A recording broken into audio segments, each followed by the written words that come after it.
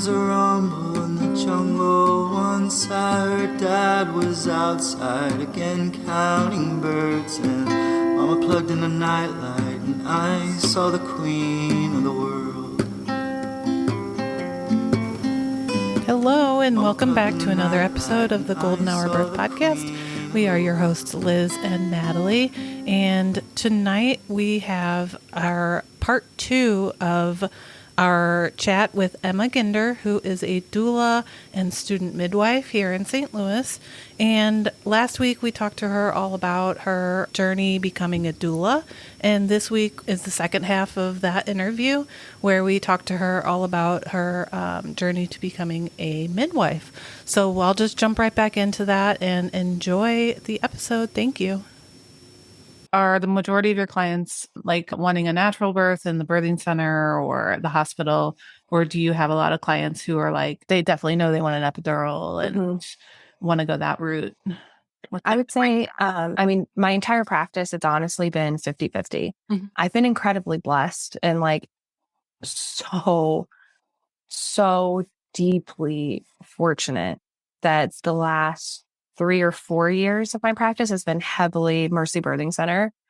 But a lot of people know, like when they talk to their OB and like maybe they might have a little bit of a pre-existing condition, or they do have a pre-existing condition, or they've had a rough pregnancy, whatever, like there's a little bit more coming into it. Their OBs, a lot of OBs specifically send people to me because they know that I've had a lot of heart issues. So like when I was pregnant and had to go through my labor and delivery, it had to be highly medicalized because of me, not because of Sam, but because my heart sucks, So I would say my practice is really 50-50 on like highly medicalized or birthing center, whether it's Mercy Birthing Center, freestanding, or home birth. Mm-hmm.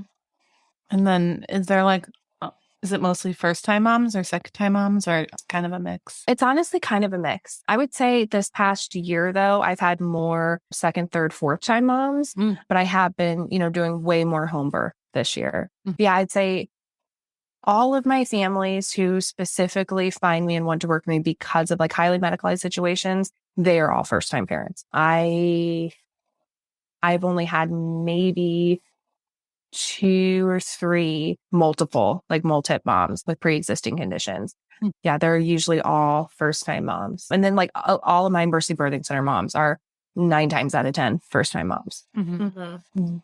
Have there been like more home births because of the pandemic? Mm-hmm. Yeah. Yeah. There's, definitely the fear behind the pandemic and the, unfortunately, medical institutions having to lock things down out of protection for themselves. But also like there was so much about COVID that we just didn't know in the beginning.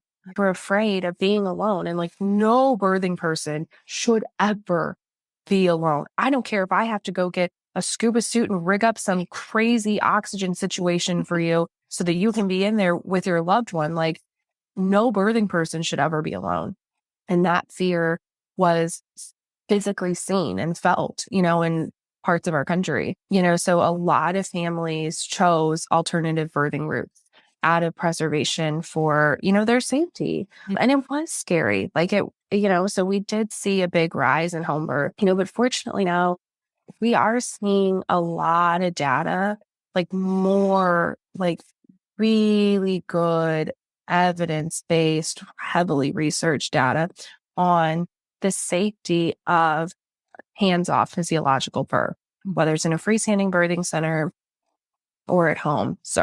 For healthy moms, they can, for a healthy mom and a healthy baby, so long as they're both doing well, progressing well throughout their pregnancy, they're healthy to begin with, there's no pre-existing conditions. I don't want to say like there's no need, but like they should feel fully supported and have the information and the education. Ideally, perfect world before getting pregnant, but during their pregnancy to have more holistic, integrative healthcare for their pregnancy and their labor and birth, and to have the actual opportunity to birth their baby where they feel most comfortable. And God forbid, if something were to change within the last few weeks, have the opportunity to go where they can get higher level care. But so long as everything's fine, like I believe their first opportunity should be at home if they're comfortable at home, or,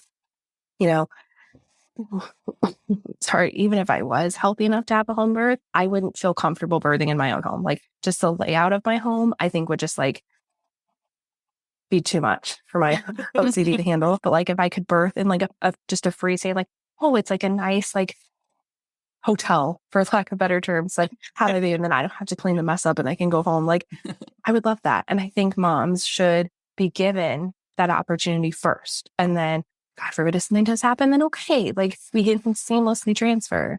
But yeah, there definitely has been a big shift and I love it. Like, I mean, not only because like I'm training to become a home birth midwife, but like it feels like families are getting more of their power back, more of their confidence back, more just pure trust over the process. And I'm really happy to see that. That's awesome. I know, I was pregnant in like late 2020, early 2021. And like a lot of the birth podcasts I listened to were like, they went to a home birth last minute because of the pandemic, or their doulas like would come on virtually. I'm like, I can't even imagine having a virtual you. Like, Yeah. although, yes, like you'd probably show up in the same way, it would just be so hard and like such a barrier to the care I really did have while you were in person. Like people don't realize the importance of that physical touch and just physically having someone like in your face, like you've got this. Yeah. You're gonna do this. Like, like I think technology has come leaps and bounds. And like when COVID was really bad, I'm so thankful that we had Zoom and that I was still able to like talk to people, before they had their baby. But yeah, like you're right. Like it's not the same. It's not the same for either the partner or the birthing person to not physically have, their person. Like we become that family's person. And, to be told because of the unknown, you can't have that person there with you. Like, I mean, talk about a blow to the nuts. When did you start your process of becoming a midwife? What year is this? 2022? So it's been like a couple years now. Oh, yeah. wow. Yeah, it's been a while, Yeah, it's been a good, well, I think actually, Jill, what month is this? August? Yeah, it's been 2 years. My time is like so skewed. Yeah, it's been a couple years and been that last little bit trying to get over the hump. Yeah, earlier you said fun. You had like 40 catches left. Does that mean like you have to be a primary and that's like the last part. So I'm like, oh my God, I just want to be done. No. So yeah, it's funny because like I want to be done because like I want to actually like be able to, I want to be able to use everything I'm learning. Like as a student, you can't, it's essentially like being a doula, but like having like all this like knowledge, Yeah. I just want to be able to like do it. But then at the same time, it's like, no, I don't because I'm scared. Like it's the whole like being a brand new doula again. Like, yeah. Yeah. When Jen was our doula, she was, I think, had just become a midwife and was like transitioning out of being a doula. And I remember her just being like, especially after I had baby, like, oh, did the midwife not tell you like to do this or this or this? And like just so much knowledge. Like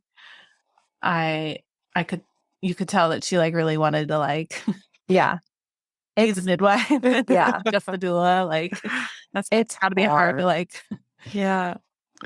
cross the line. And I mean, even like as a doula, like, I mean, you guys know, like I'm a big old nerd, like it is really hard not to like, oh, did you try this? Have you tried this? Like, did you talking about this? Like, it is so hard.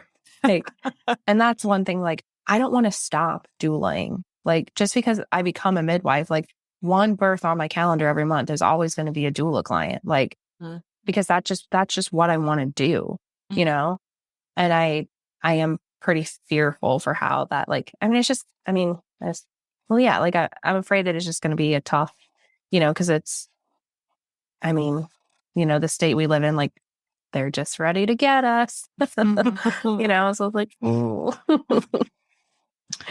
Yeah. Mhm. So have kind of like the doula question I asked a little bit ago, like did you have to do a lot of coursework for the midwifery and then kind of go into like the hands-on clinical work? Yeah. So I'm going through indie birth midwifery school. Mhm. So I actually chose a really alternative path to becoming a midwife. I know a lot of, I think, birth workers in our community be like, what? But I mean, you guys know, like, I spent a lot of time in the medical field and taking higher level classes that a lot of the same classes I would have had to taken if I would have gone to like one of your typical schools. I've already done. So I was like, I'd rather save my money and not take classes that I took 4 years ago. Like, Yeah. just being selfish. Mhm. But I have had a lot of rigorous academic work. Like, the program has been way harder than I anticipated, homework level wise. I mean, I've had to write more papers than I think I did when I was in college. I've had to do a lot more research, which I mean, I love doing the research, but it's been way more like the first year was way more academically time consuming than I anticipated. And it was really hard to balance that. But the nice thing was, like, if you just buckle down and really buckle down and get it done, like, it was intense and like hard as fuck, but like, it's done now. Like, it's done now. And I can just focus on the actual physical hands on. And while the actual physical hands on is hard as fuck and intimidating in a whole different way, it's nice to not have to be like, I mean, I still have to write at least 2 papers a week, and like 2 research articles a week, but like, it's nice to have had that slow down a little bit. Yeah. Woo. That sounds hard. I did not know it was like that. Yeah, it's a lot. I mean, think of like every aspect of conception and then pregnancy and then labor and birth Mhm. and then the very early postpartum, like delivering your placenta, like 3rd stage of labor, and then through the first 8 weeks, and then throw on an actual baby and like taking care of them. So it's like, for every major thing that you hit, there's a research paper to be written, something to research, something to write about. Like, Yeah. been a little overwhelming. There were a couple times where I was like, I'm not going to make it. I'm not going to make it. The midwives do the what is it called? The infant care too, Mhm. right? Yeah. So we take care of the babies. Well, I mean, so most of the families that I've worked with, they already have a pediatrician, but like, we do the first newborn exam, 24-hour, 48-hour, like that first, until you do get in. Like, sometimes it's a week, 3 days, whatever, your pediatrician's office when they get you in. So we're doing those first exams, and how much changes with the baby within the first minutes. Like, it's a lot to be responsible for. And it's a lot of knowledge and like heart tones and like, listening for like finite things. Like, it's a lot. And like assessing their bodies and is everything closed up? Like, their sutures, like, just so many different, it's really overwhelming, but in a good way. But like, a whole heck of a lot to know. And I still feel like I'm like barely making it above the water. Oh my God. And then you probably have to like take really good notes for those notes to like transfer to the pediatrician. Yeah. I could only assume. And so like, I'm used to charting in a whole different way. Yeah. So the charting that we have to, like, I'm actually going to take this class. It's called defensive charting. I have never been more scared in my life. My butthole is so puckered every time I chart, because like, if you say something the wrong way, like, oh my God, charting is absolutely terrifying. Like, I'm actually so excited to take this class to know, like, I just need to word everything like this so that I don't get the shit suit out of me. Because like, fortunately in the state we live in, like, you say one thing and you're done. Like, call on the paddy wagon, you're done. Like, it's so like, that's like so scary, Mm-hmm. Did you do, I don't know if that's part of like doula work, like charting or like taking notes of times in the birth and all that stuff. Is that not? As a doula, no, because we don't do anything clinical. As a birth assistant, yes, we do all that. Yeah, I mean, that's a nice thing about being a doula is that we don't have to be responsible, for stuff like that. But yeah, it's intense. And I mean, like, think about like how quickly babies come out. You got to know the time they crown, the time their head comes out, the time their full body comes out. Like, what do they look like? Their immediate APGAR scores. Are they breathing? Like, do you need to start resuscitation? Like, I mean, so many different things all at once, and you're expected to know like all of it, and then to be able to safely put it down so that you don't get the pantsuit out of you, but also relay enough of the correct information so that when you do pass off care, they've got the whole picture. Yeah. True. I ordered my medical records from my second birth. I'm just curious, so I like reading medical records. It's also part of my day job. But since I had Vivian like very quickly, and Jason and the nurse caught her while I was standing next to the bed coming out of the bathtub. And my medical records are just like, it's just the time. And the, nurse caught baby, and that like 10 minutes later, the doctor got there. We're very sparse. Yeah. Records. Yeah. It's just funny. Yeah, it is. Do you think like being a doula and your experience in the doula world has made this transition to midwifery school and being a midwife easier or harder? Or it's made it easier in the sense that like the built-in empathy and compassion and will and want and desire and drive is there. The longer I've been a doula, the more it's just like, I gotta do it, but it's made it harder in the sense that, as a doula, I have the beauty and the luxury to get deeply and emotionally invested in my clients. And as a midwife, you do have to remain a little bit detached, like, for example, I mean, easiest example I can think of is a blood pressure issue. So, as a midwife, you're responsible for their clinical care.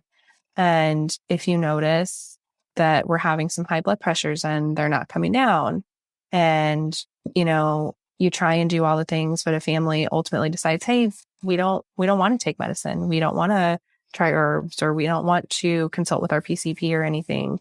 Ultimately, that's their decision, and so from a legal standpoint, like, we have to have them sign all the, consent papers, et cetera. But then we have to make the decision, are we comfortable being their care providers, knowing that our name's on it, so we're on the chopping block.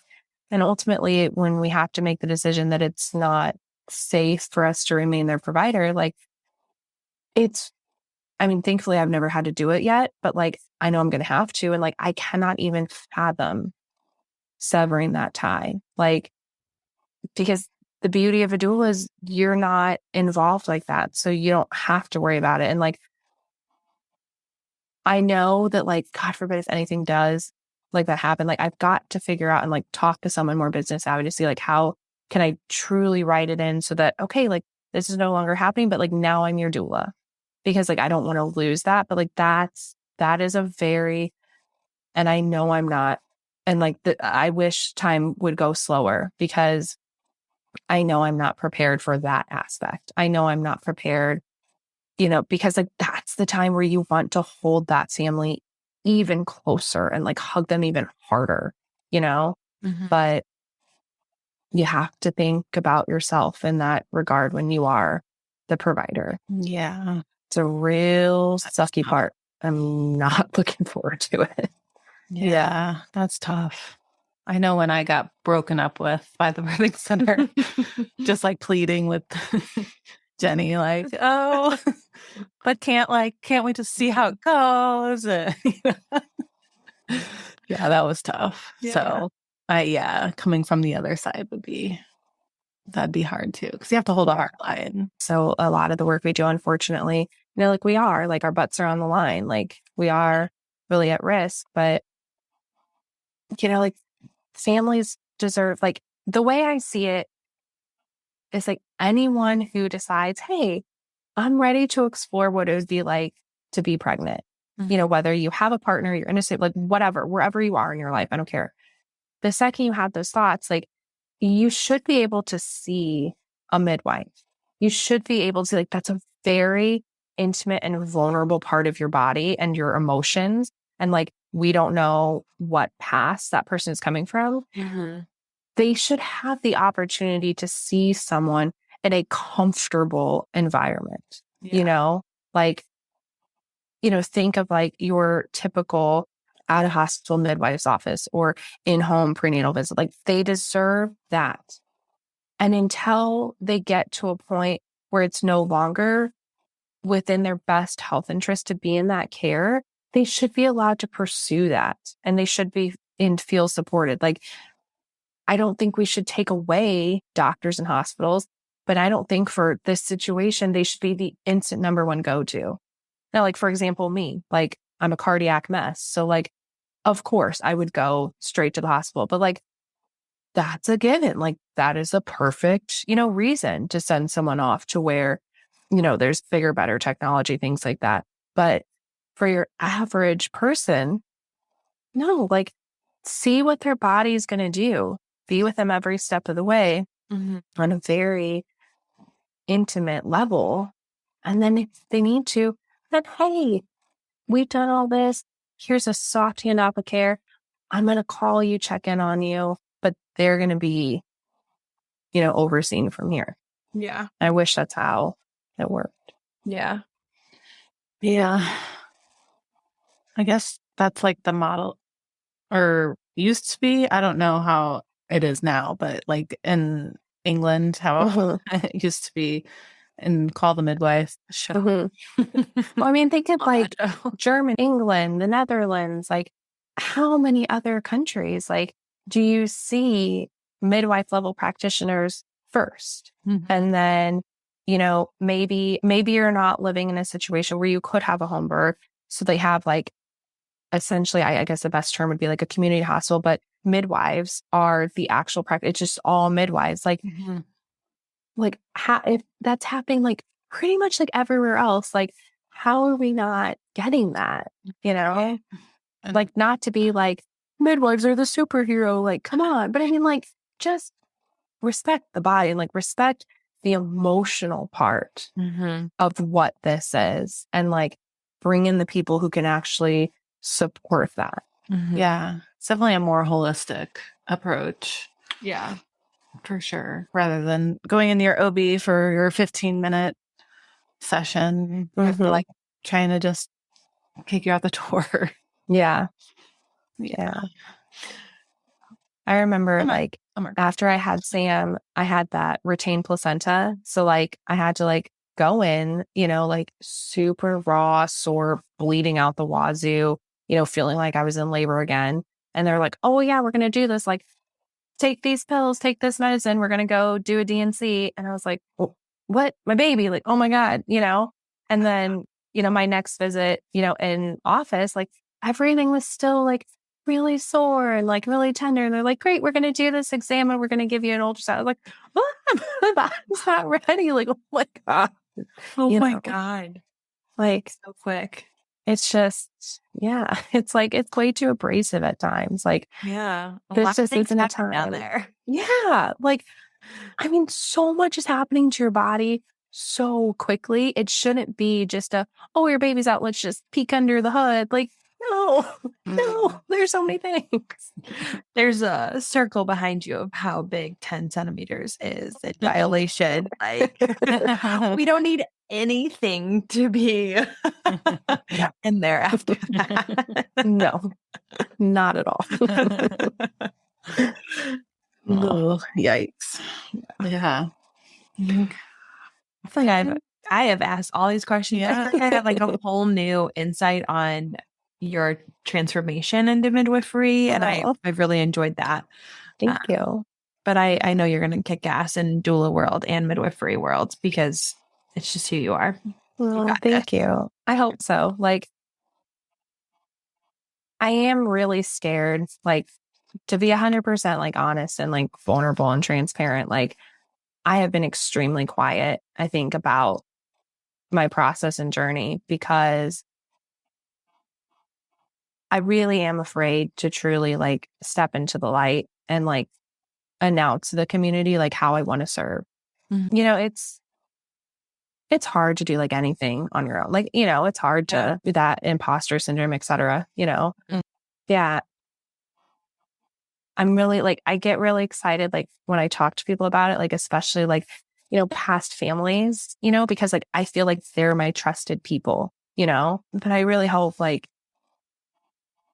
hope that this is the right step towards actually being able to make a change, like a positive change. Like all I've ever wanted to do my entire life is like, I've seen countless doctors and nurses literally like hold my life in their hands and keep me alive. And while like, I know I'm not doing anything near that, I want to be able to change a family's life for the positive in a way that they didn't know that they deserved and needed. And I do not believe, like, I think that right now we're currently in this situation where it's either black or white, it's either option A or option B. And while it's not like 100% like concrete and clear in my mind, because I know there's like so many different like legal, issues and things, I hope with every fiber in my body that when I really am done and like can actually like say like, I actually did it. Like I did become a midwife. I really want to integrate both of the two levels of care together in a collaborative, positive, and cohesive manner. Like, I don't ever want to stop being a doula because I truly believe in my heart that not every birth on my calendar is going to be a family that makes it to deliver with me, that I'm going to transition to be their doula. Because I think that there is this untouched level of care of people that really do teeter, like very finely, like teeter that line between being totally safe, having an out of hospital birth or a birth center birth, like whatever, and needing a more medicalized birth. And I want to be able to care for those people as their midwife until we get to that point. But when or if we do get to that point, I don't want that care to stop. That care should never stop. That deep level of care should never stop. That family still needs to have that one person that's there. But I want to be able to still be respected and show these new providers like, hey, because of how it's set up into your system, you're not going to physically see this person until like 4, 6, or 8 weeks postpartum. Yeah. I'm going to come into their home. I'm going to see them in the office and I'm going to tell you, hey, you need to see this person sooner because of X, Y, Z. Or, hey, we're doing well. Everything's great. And then you can finish off with them. Like that's the type of care I want to bring and what I hope to bring. And I'm really scared because I know like that shit's going to get eaten alive. Mm-hmm. I mean, you know how people are on the internet, like, it's just going to get fucking torn out and like criticized and everything. Well, I think it sounds really special coming from. I just hope it can happen. Yeah. Yeah. I would love that. Yeah.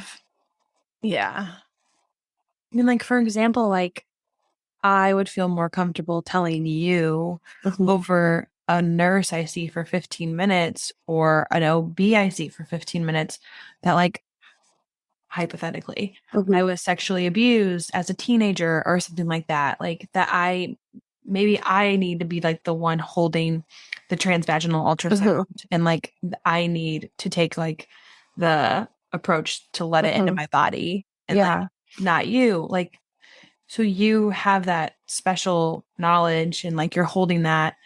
And that's something that like you could tell that medical team. That's how I'm kind of thinking of it. And that's exactly what I want to be able to do. Like, I mean, of course, I hope like that's not the situation, but like, like I think, for example, I, have a client that I've had 2 babies with her now and her and I have very similar medical histories. And I just think like, I know exactly how she feels.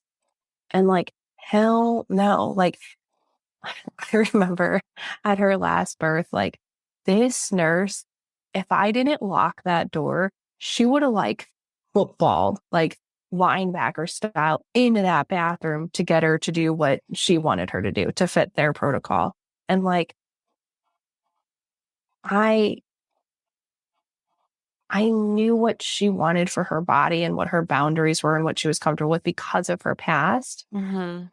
We've got to be able to confidently and safely say that to the team so that we don't have to do shitty ass things like lock a fucking door. Like, do you know how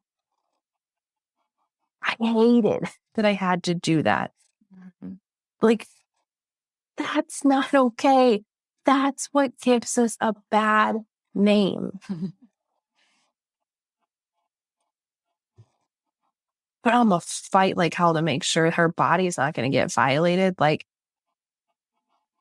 you know, like we deserve more. People deserve more. Mm-hmm. Yeah.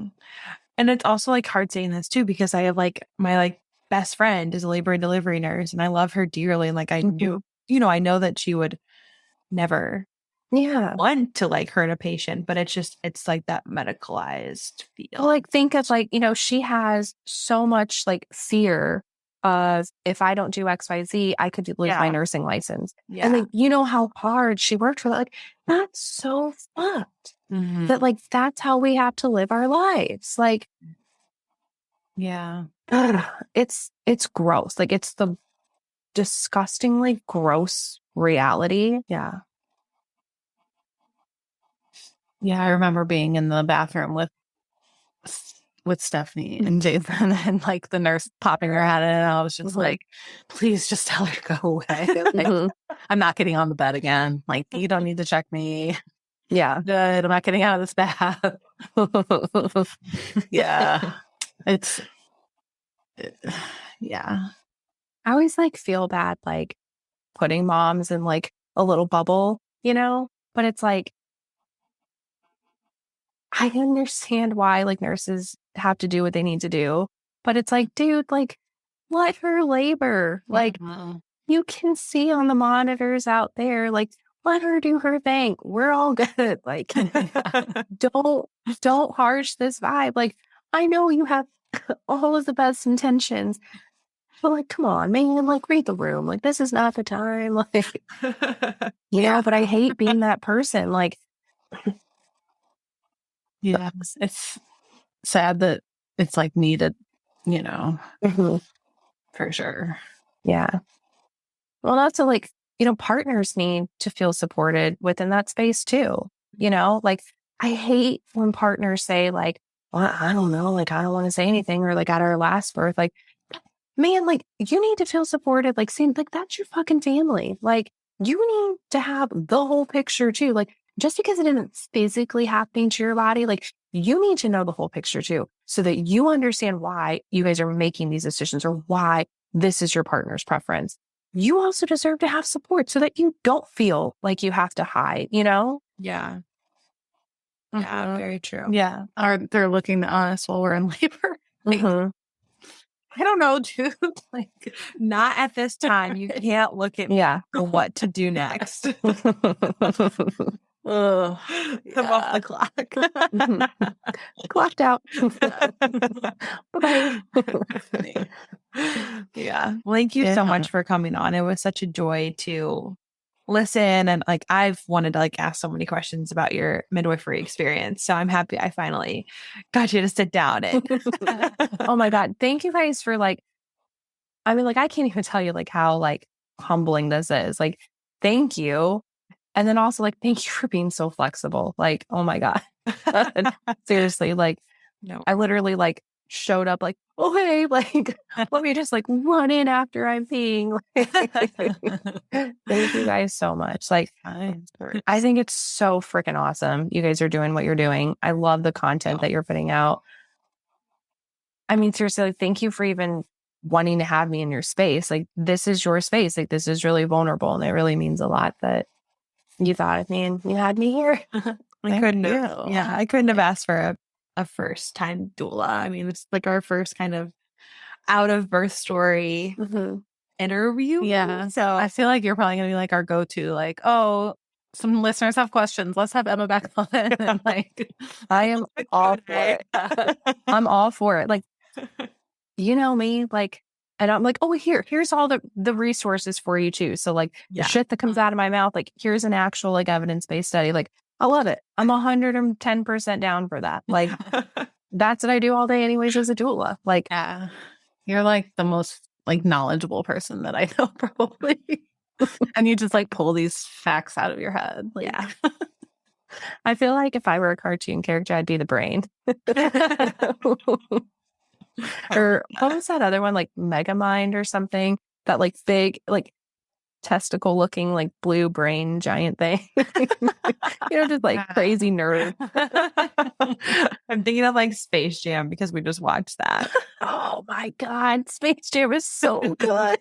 That's like 90s baby shit. Oh, yeah. Man, I tried to get Sam to listen to the Space Jam song the other day, and he looked at me, he's like, no.